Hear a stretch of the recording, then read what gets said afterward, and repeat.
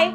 In today's video, we'll be learning about reduce and accumulate in Python. So with the help of Python code, we'll be covering topics like what is reduce and what is its syntax, how to use reduce with Lambda functions and user-defined functions, what is the initial value parameter in reduce, as well as how to use if-else. And as a bonus, we'll be covering another topic which is accumulate function, which is kind of like a cousin of reduce. So let's go!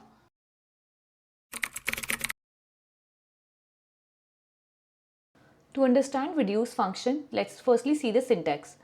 Let's say here the syntax is reduce, bracket starts, and then here we write our function. This can be a user defined function or a lambda expression or an inbuilt Python expression. And then here we provide our list. Lastly, we provide this initial value, but this is an optional parameter and we'll come to this in a few minutes. Now let's firstly import our libraries. So from functools we will import the reduce function and we will use an inbuilt Python function for which we will use this operator library. So let's import this thing. Now consider that we have a list, let's call it my list, and it's a list of 4 elements which is 10, 20, 30 and 40. And suppose we want to get a sum of these numbers but consecutively or iteratively. So let's use an inbuilt Python function which is called add function from operator library. So for this we will write reduce and then we will write operator.add and then we will pass our list. So we can see it has returned the sum of all these 4 elements which is 100. Instead of using an inbuilt function, we can also write in a lambda expression over here. So to write a lambda expression, we will write something like reduce bracket lambda x comma y and it will return x plus y. And here we are passing my list.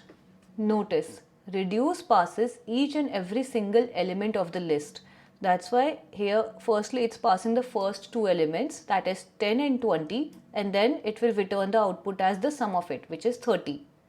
Next it will use this output 30 and then it will pass another element over here which is accidentally 30 as well. So it will return 30 plus 30 which is 60. So now our x becomes 60 and then it will take the last element of the list which is 40 and 60 plus 40 is eventually 100. That's how our lambda expression is working. That is, it is going to pass each and every single element consecutively and then it will get the sum. Similarly, instead of a lambda expression or an inbuilt Python expression, we can also use user-defined functions inside reduce. So let's say instead of writing a lambda expression form like lambda x comma y return x plus y, we can create a user-defined functions and I'm calling it sum function. And now we can apply reduce like reduce sum function and now we'll pass our list. So again it is returning the same result 100 because it is adding the elements consecutively. While learning the syntax, we noticed that there is something called initial value which is an optional parameter in reduce. Let's see what it is. Let me write our reduce function using the sum function and we are passing our list. But now suppose we want our default value to be, let's say 20. That is, over here when our list was 10, 20, 30, 40, here we were assuming that before 10 there is nothing. That's why it was adding 10 plus 20.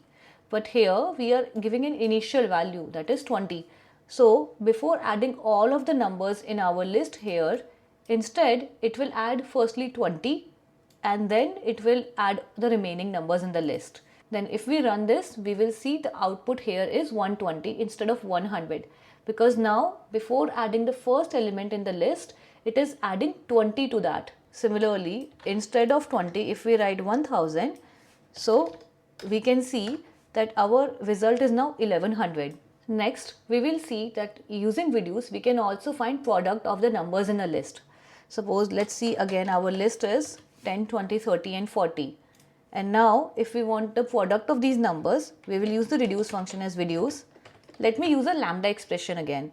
So lambda x comma y and it will return x multiplied by y. And now we are passing our my list. So we can see our result is 240 and then again 000. But now suppose our initializer, again we write an initializer as let's say 2. Then before multiplying all of these numbers, it will firstly multiply it by 2 and then it will multiply the remaining numbers. So we can see the result is now 480 and then 000.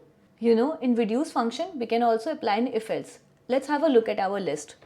So our list looks like 10, 20, 30 and 40. And now suppose we want to find the maximum number in the list. So for which I will write my lambda expression as let's say reduce bracket lambda x comma y. Now I want the output as x if x is more than y, otherwise I want the output as y. And here I am passing my list.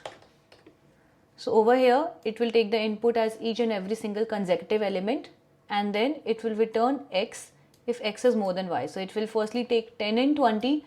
If 10 is more than 20, it will return 10, otherwise it will return 20. So thus it is returning the maximum number element wise. So we can see in our list our maximum number is 40, which was actually our last element coincidentally. Now when we were talking about reduce returns the final output after cumulative sum or cumulative multiplication. But what if we want to see the calculation step by step, for which we have accumulate function. So let's load the library for it. So here is our library and now suppose here is our list, my list. To see the results we will write itertools.accumulate. Now here the order gets switched. Instead of writing the function first and list name next, we will write the list name first, my list, comma, function is let's say operator.mul. And now if we run this thing, we can see 10 is the first element. Then when 10 was multiplied by 20, it returns 200. Then when this 200 was multiplied by 30, it returned 6000.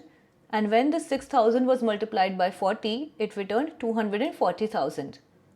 However, if we would have reduce for it, we would have written it like reduce operator.mul and we would have written my list. So as I said earlier, reduce function, it returns the final step. However, accumulate function returns every single element but step by step. So that was all about reduce function in Python.